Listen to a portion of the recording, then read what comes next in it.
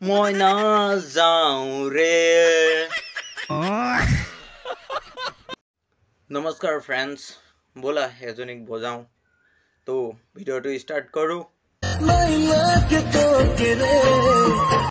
Over এক্টিঙৰ দোকান, অলপ কমকৈ অলপ কান্দিবিচোন।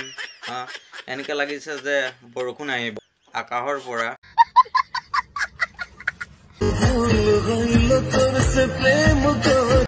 মিছ ইণ্ডিয়া, তোমাক যদি কান্দিবলৈ আছে আগতে কান্দি লোৱা, তাৰপিছত ভিডিঅ' বনাবা।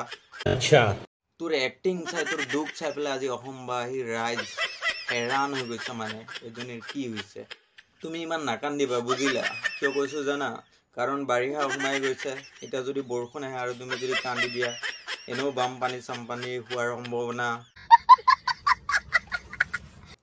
চুপ থাকা না, তুমি চুপ থাকা না।